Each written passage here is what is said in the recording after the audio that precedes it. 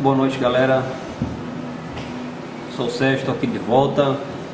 Hoje é dia 30 de março. Vamos fazer mais um relato aí, certo? Depois das manifestações do dia 15, qual eu participei, minha esposa também, todo mundo da minha família compareceu aqui em Maceió. Vamos dar primeiro um breve discurso aí sobre isso daí, depois vamos falar mais do partido PT, certo? E sobre corrupção. Bom, em relação à manifestação do dia 15 de março, pessoal, foi simplesmente a maior manifestação popular já realizada na história do país. Divergências de número, quantos foram manifestantes, 2 milhões, 2 milhões e 500 mil, 2 milhões e 900, mais do que 2 milhões.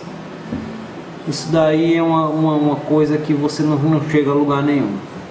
O fato é consenso que foi uma manifestação que superou até as diretas já.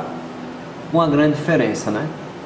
Não era vivo na época, não era vivo não, era muito pequeno na época das diretas já, mas você pode pesquisar isso aí, o pessoal de uma idade um pouquinho mais elevada sabe. O movimento direta já foi restrito ao sul e ao sudeste.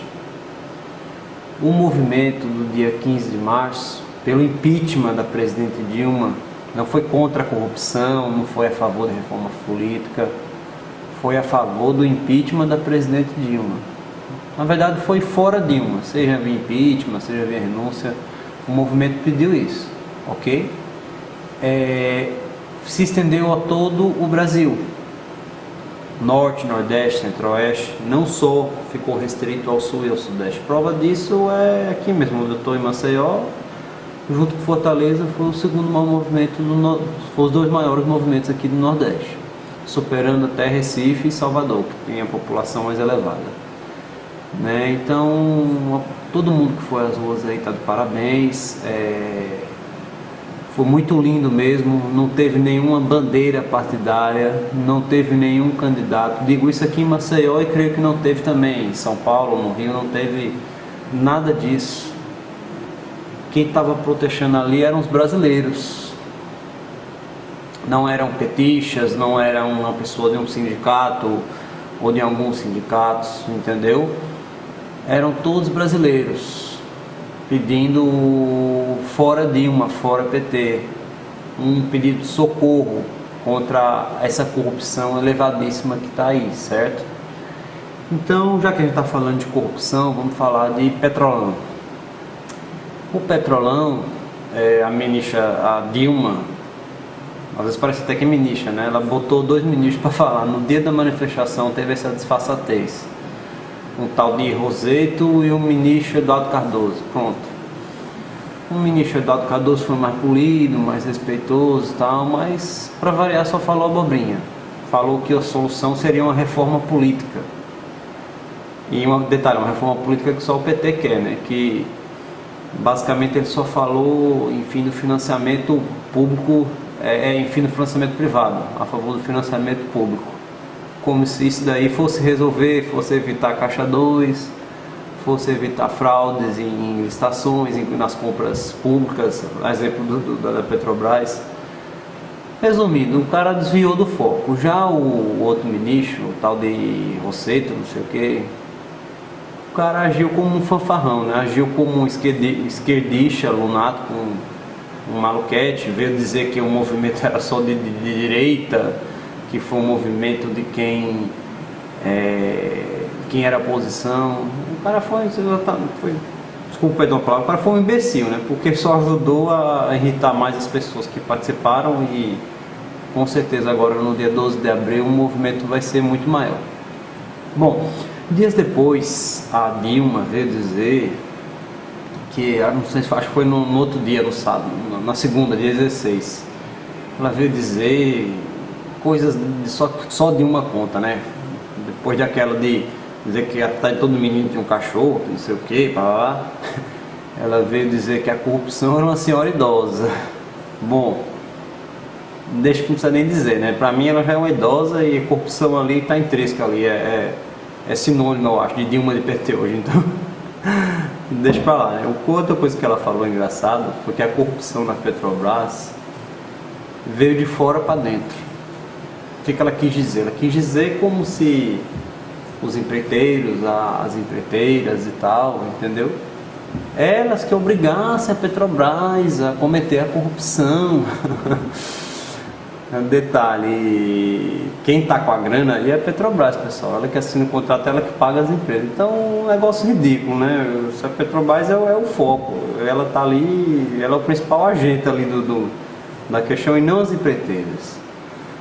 Mas vamos falar logo disso aqui. Depois eu falo outro vídeo para falar mais coisinhas, certo? Vamos focar só no Petrolão nesse vídeo aqui. Pessoal, se vocês quiserem, depois eu mostro um mapinha aqui para vocês. Vamos ver se vocês conseguem ver.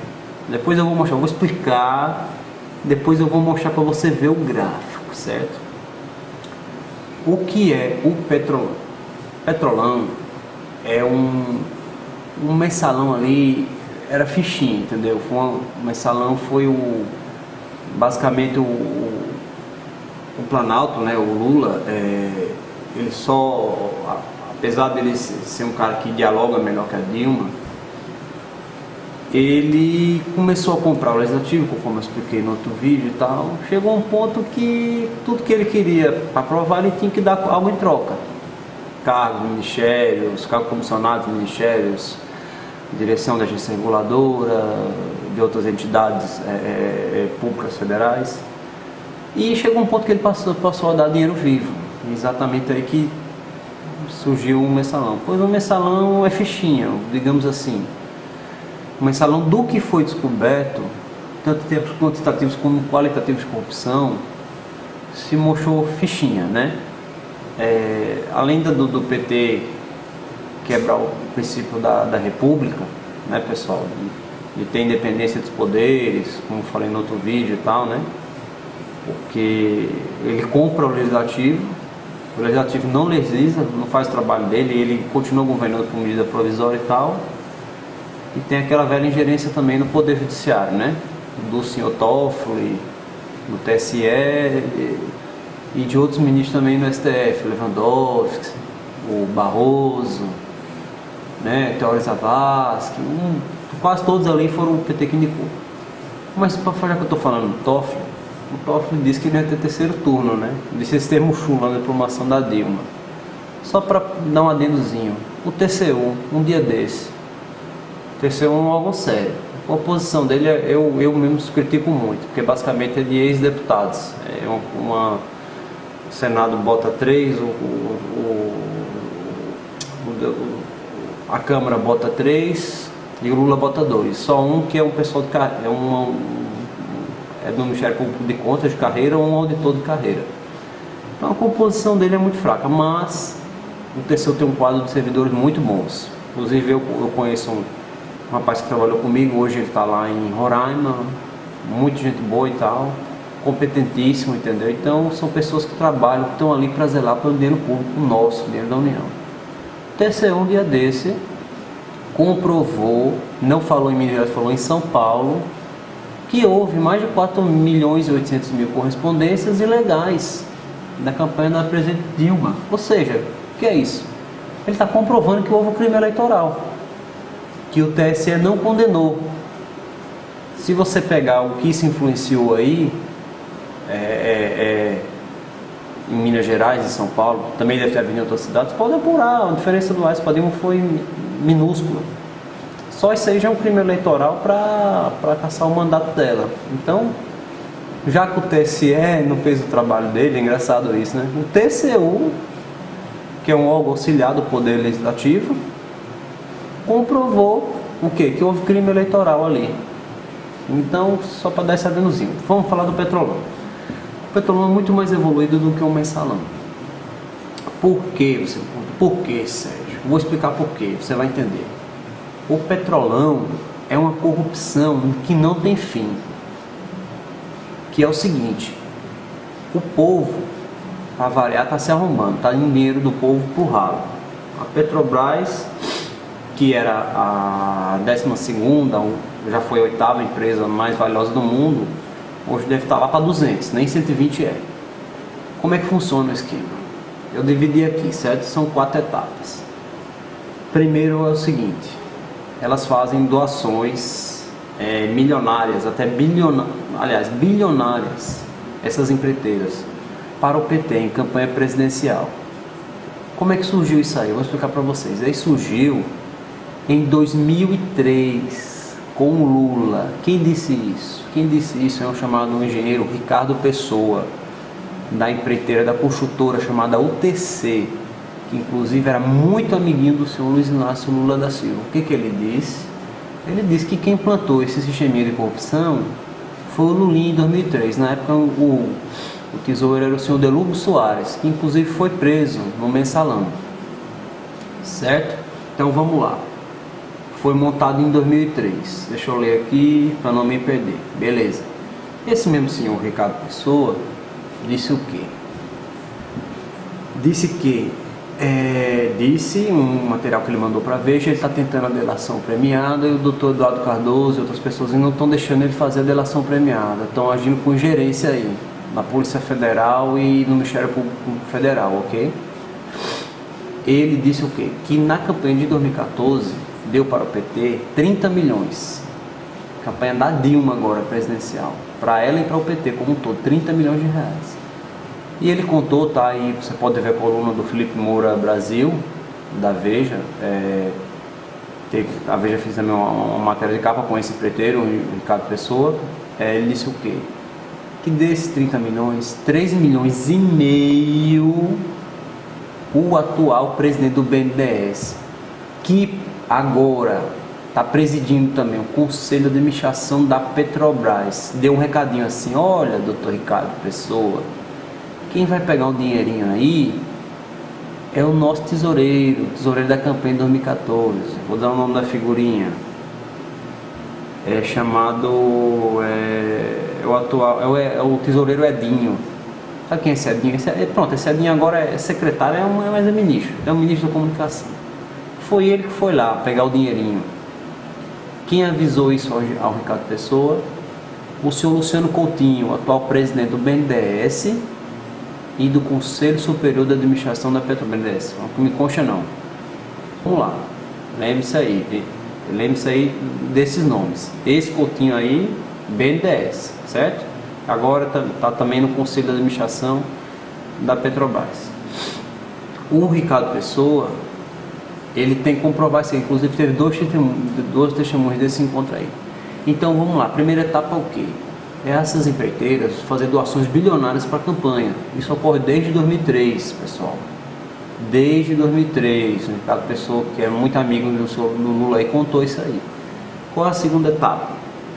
A segunda etapa é o seguinte: infelizmente, tem uma lei que eu gosto de brincar, que eu sou meio fanfarrão, né? Eu chamo lei dos 8 cães. Aí você me pergunta: pô, esse bicho é louco? O que é 8 cães? Porque é 866. 666 é o número do diabo, o número do cão, né? E eu chamo lei dos 8 cães, que é a lei geral no Brasil sobre licitações e contratos públicos. Ela é uma lei que deve ser cumprida pela União, Estados e municípios e por toda a administração pública, direta ou indireta. Infelizmente, ela tem um dispositivo lá que ela fala o seguinte: que as empresas estatais que atuam em atividade econômica, que é o caso da Petrobras, por exemplo, o Banco do Brasil também, nessa parte da atividade econômica, ela pode ter um processo simplificado de contratação. Isso deu margem, ok, pessoal, para doutrinadores, e principalmente para o Poder Judiciário, editarem, serem favoráveis a um regime simplificado, que mais tarde até salvo engano, tornou uma lei para a Petrobras que prevê o seguinte, que a regra é fazer licitação, entendeu, pessoal? Licitação hoje basicamente é via pregão, né? A não ser se for um valor vultuoso, que aí vai pegar uma concorrência, uma tomada de preço, mas a regra hoje é pregão. O meu algo mesmo lá é pregão direto, uma maioria eletrônica também. Tem lei sobre isso, decreto, entendeu? Lei 2015-20, os decretos e tal. O que acontece? Eu vou relatar para vocês aqui. O negócio partiu para um cambalacho. Então vou falar aqui, vocês vão entender. De 2003 a 2012, 61% das compras feitas pela Petrobras, pessoal, foi via convite. Convite no Brasil é você chamar para ter corrupção, para roubar. Como é o convite? Você tem lá, você é um órgão público, uma entidade, você chama 3 pessoas para participar. Você chama 3 empreiteiras. Isso é muito fácil. Quando não é as próprias empreiteiras que se organizam, o órgão público já sabe, é figurinha marcada, entendeu? Sabe quem vai ganhar ali, uma vez de quem ganhar. Então, 61% das compras na Petrobras de 2003 até 2012 foram feitas via convite. O que isso significou, pessoal? Vamos falar em termos de reais. 220 bilhões de reais pela janela, compra superfaturada, tal. Então essas empreiteiras, na primeira etapa, elas fizeram o quê? Elas doaram doações bilionárias. A Dilma, o Jacques Wagner lá na Bahia, esse cidadão Ricardo Pessoa falou do UTC, entendeu? Outras campanhas também. Primeira etapa é essa doação bilionária. Segunda etapa é o quê? É a contrapartida. Você faz contratos superfaturados via convite, que essas empreiteiras amigas ganham, certo? Vamos para a terceira etapa. A terceira etapa é o seguinte: lembra quem mandou entregar o dinheirinho aí para o tesoureiro, o Edinho do PT, que agora é ministro de comunicação? Quem mandou entregar foi o presidente do BNDES, que é o de Luciano Coutinho. Como é a terceira etapa da corrupção, que é cíclica, não tem fim. Na terceira etapa, o que acontece? O BNDES concede empréstimos bilionários. Quando não é empréstimos bilionários, bilionários. Para Cuba, Venezuela, Bolívia, Nicarágua, países africanos. Todos os países na prática são ditaduras. Não são mais repúblicas, são ditaduras, disfarçadas de democracia. Ok? Concede para usina, para fazer usina, para reforma de aeroporto e tal. Um dia desse até é um negócio bizarro, né? Que tem uma termoelétrica aqui no Brasil que vai ser gastar 60 milhões com a reforma com ela, e ela vai dar para o índio lá, para o boliviano. É o Evo Morales, presidente da Bolívia. Esse mesmo boliviano, não sei se aqui é muito novo, talvez não se recorde, né? Mas a coisa de uns 10 anos, sabe a historinha do sabonete? Que você joga sabonete no banheiro, tá 2 homens lá, vários homens, um joga um sabonete para o outro pegar. Pois então, ele jogou um sabonete lá, o Lula foi pegar, e o índio creu. O índio creu no Lula. O que ele fez? A Petrobras tinha vários investimentos lá na Bolívia, e o camarada da noite pro dia estatizou tudo. O que estatizou? Ele disse: não, agora isso aqui é da Bolívia, não é da Petrobras. O que o Lula fez? Nada. Na dica de nada, ficou pianinho. Pois então, sai um dia desse aí, 60 milhões vão reformar uma termoelétrica aqui no Brasil e vão dar para o índio. É coisa linda isso? É maravilhosa, né? Essa é a política do PT. Pois, voltando ao foco, esses empréstimos bilionários e milionários são concedidos ao Brasil jogar o dinheiro lá fora, mas não é porque ele quer ajudar, não. Isso aí é mais uma questão de superfaturamento. Ela manda isso aí com esses empréstimos, ela não deixa revelar, bota com segredo de 30 anos, como foi o empréstimo agora para Cuba. Isso aí é o dinheiro o quê? É um dinheiro para o PT, mais dinheiro para a corrupção do PT, e para essas empresas o foco é esse. Fora o foco ideológico. A Dilma tem essa paranoia dela ideológica, né? De esquerdista, de comunista, acho que porque ela era terrorista, né? Tinha um costume de assaltar banco, tacar bomba, pode pesquisar aí, o soldado Mário Rosa, o filho, ou ela tacou a bomba, ela mandou tacar. Quando ela era da revolucionária aí, entendeu? Muito mais agressiva que o seu Lula. Então ela tem essas paranoiazinhas aí, essas loucuras. Mas não se engane, a questão não é isso, ajudar os países hermanos, as ditaduras. A questão, ditaduras, não vou nem botar em teatro, é ditadura mesmo. A questão não é essa. A questão é mais dinheiro para o ralo da corrupção, mais dinheiro para as empreiteiras. Então, recapitulando, primeira fase, as empreiteiras fazendo doações milionárias ao PT, principalmente nas campanhas. Segunda fase, elas ganham compras arranjadas via convite, com compras bilionárias e milionárias com o governo, principalmente com a Petrobras. E o senhor Paulo Roberto da Costa disse que isso aí não era só na Petrobras, era em tudo que tinha isso. E a terceira etapa é o quê? Elas ainda ganham empréstimos bilionários, é condicionado. A Odebrecht, vou dar um exemplo, a Odebrecht vai lá e vai fazer a reforma do aeroporto em Cubalá. Então ela dá esse dinheiro a Odebrecht para ir lá fazer. Para o Brasil nada, né? Vai pegar o aeroporto aqui, tudo umas merda, quem já viajou recentemente sabe disso, né? Tudo uma confusão, negócio para a Copa, não ficou nada pronto, beleza. Então essa é a terceira etapa. Não para aí, pessoal. Tem a quarta etapa, que é o absurdo dos absurdos, né?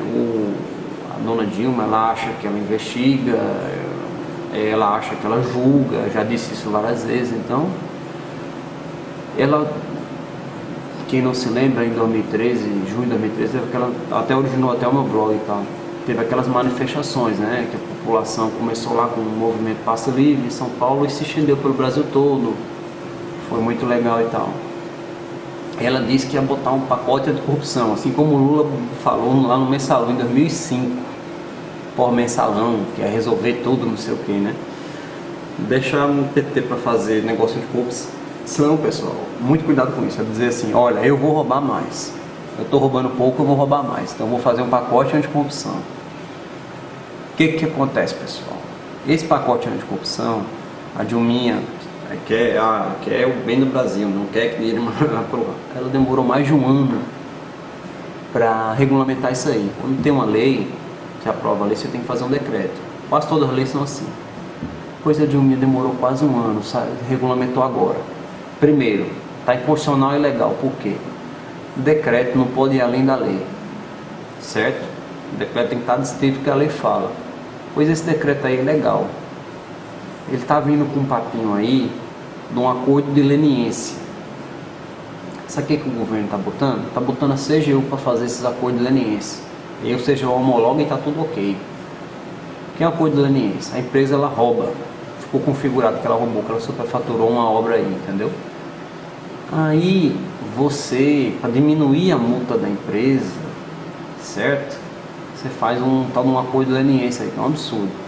Primeiro, o que eu estudei na Lei 8666, a Lei dos 8 cães, é o seguinte: roubou, fez merda, meu irmão, superfaturou, tentou fraudar uma licitação, compra um contrato, fica 5 anos sem contratar com o poder público e tal. Então, a Dilminha, nessa pacote de corrupção, ela diz o quê? Primeiro ponto: as empresas não vão parar o contrato, ela continua, ela faz um acordo para pagar uma multa menor, entendeu? Então o objetivo, na verdade, é beneficiar essas empreiteiras, é não complicar o lado delas, entendeu? Isso e assim, punição para ela, para ministro, para o bancário comissionado, não tem nada nessa lei de corrupção, é incrível, né? O fora para dentro, tudo vem de fora, nada vem do governo, é uma coisa magnífica. Deixa eu ler aqui para não me perder. Então é isso. A CGU tinha um senhor que estava na CGU, até infelizmente saiu. Estava acho que desde o começo do Lula, não sei se pegou um tempo do PSDB também. Anunciou muito. É aquele tipo de pessoa, por incrível que pareça, era uma das pouquíssimas pessoas ali, digamos, do PT, ou que o PT colocou, que passavam alguma credibilidade. Depois o cara jogou a toalha. O cara viu que não dava mais. Viu que o negócio estava demais, pediu apoio, pedia vários cargos para concurso, ninguém fazia. Agora a CGU está totalmente operacionalizada para fazer esses acordos de leniência que o governo quer com essas empreiteiras amigas. Ou seja, está vendo o ciclo da corrupção aí? Vou repetir: primeiro passo, doações milionárias dessas empreiteiras para o PT. Segundo passo, quando tem as licitações, os convites, né, na Petrobras, em outras estatais, em outros ministérios, é um joguinho de cartas marcadas, né? Quem vai ganhar? Essas empreiteiras. Depois elas ainda dão empréstimos bilionários do BNDES, ou milionários, para fazer refinaria, aeroporto, hidrelétrica lá na casa da peste. Aqui no Brasil nada. E se eventualmente ela cair, ela cometer corrupção, ela superfaturar, ela ainda vai ter uma mãozinha amiga da CGU, que é uma controladoria, significa Controladoria Geral da União. O mais engraçado disso é o advogado geral da União, eu não esqueci o nome da peça aqui, é padrão Dias Toffoli, só para vocês terem uma ideia. O camarada está endossando tudo isso daí. tá achando legal. Ele, em vez de defender a União, ele está defendendo o PT, ele está defendendo a corrupção. Então esse é o ciclo de corrupção do Petrolão. É uma corrupção que não tem fim, pessoal. O povo só dinheiro indo pelo ralo, entendeu? Aí vai, porque o povo está se arrombando. Além desse dinheiro estar indo pelo ralo, por que você acha que o combustível está mais barato no Brasil, meu irmão? Todo mundo, combustível baixando, inclusive no Paraguai, Argentina aí, que vai combustível da Petrobras, está baixando direto o combustível aí várias vezes, e aqui só aumentando. Então a gente está pagando essa roubalheira aí. Você está pagando para o PT ficar mais rico, a Dilma, a filhinha dela, os parentes dela, dos ministros dela, tudo, para esse povo aí ter o luxo, para esses caras das empreiteiras também. Você está pagando esse pessoal tudinho aí. E aí nego ainda vem dizer que não tem basurita para impeachment. Pelo amor de Deus, pessoal. Pode pegar a tese aí do Dr. Ives Gandra aí, entendeu? No mínimo, porque a Lula, o Dilma é a Lula é o Dilma. O Dilma é o fantoche do Lula. Quem plantou isso aí, o cara tá tentando fazer a delação premiada, foi o Lula em 2003. Entendeu, pessoal? Tá aqui, eu vou tentar mostrar aqui pra vocês, ó. Não sei se vai dar pra ver direitinho. Vamos ver aqui. Vamos ver se vocês veem aí, ó. Fiz até um desenhozinho, ó, das 4 etapas aí, ó. É cíclico. Primeira etapa é a doação, milionária ou bilionária, né, dessas empreiteiras para o PT. Na segunda etapa, mais de 220 bilhões aí, isso até 2012, 2013 a 2012, que elas ganharam via convite, ou seja, não teve nenhum processo de concorrência idônea. Essas empreiteiras ganharam para fazer contratações com a Petrobras. Na terceira etapa, elas ainda ganham bilhões ou milhões de empréstimos via BNDES, né? Ainda vai um ralo aí de dinheiro para o PT também, lógico, para fazer obras em ditaduras latino-americanas ou africanas. E se eventualmente alguém descobrir algo, né, pessoal, ainda tem uns acordos de leniência aí, que são selados pela CGU. E são ilegais. Essa lei aí, se Deus quiser, aí esse decreto aí ele vai cair. Então é isso aí, pessoal. Eu quero dizer só o que agora, pronto, dia 2 de abril aí você tem que sair às ruas, entendeu? Porque isso aí não é só na Petrobras, isso aí é em várias entidades, entendeu? Teve a Receita Federal aí, 19 bilhões aí de corrupção, né? Pode ter certeza que é um dedo do PT aí, pode ter certeza. Caixa Econômica, mais de 100 milhões, os Correios, rapaz, Correios aí, quase 6 bilhões de reais do fundo tal do Postales aí, a Dilma, que nunca vai tirar dinheiro dos trabalhadores, os funcionários do Correios, vai cortar mais de 25% do salário da galera para pagar essa porra aí, pessoal, porra de roubo de petiche aí, desse fundo aí, desse Postales, que é do PT e do PMDB, os caras que demitem essa merda aí. Então, assim, o PT, além dele desrespeitar totalmente a questão da República como um todo, né, a independência dos poderes, ele quer mandar em tudo, né? Ele é um totalitarismo, né? O regime do PT é esse, não é republicano, é totalitarismo, é uma ditadura. Essa corrupção é imensurável, é só roubar. Entendeu, pessoal? Até no desfecho aí no quarto ciclo, né, que a empresa continua fazendo aquele contrato, ela não encerra, eles alegam que vai haver prejuízo se vier outra empresa e tal, e continua fazendo doação, roubando, ganhando os convites, né? Ganha empréstimo do BNDES, aí vai de novo, tem um acordo de leniência, e esse é o ciclo da corrupção que não tem fim. Então deixar o PT fazer uma reforma política, pessoal, é a mesma coisa que você deixar a raposa cuidando dos ovos aí do galinheiro aí. Cuidar do galinheiro é uma coisa totalmente ridícula. Não tem lógica mandar o Feninho Beiramar, o Marcola, Suzano Vitchol fazer a reforma do Código Penal. Adivinha no que isso daria? No mínimo os 3 soltos da noite pro dia, né? E daí vai, beleza? Então eu vou terminar aqui pro vídeo não ficar longo e vou fazer outro vídeo aí, beleza? Um abraço.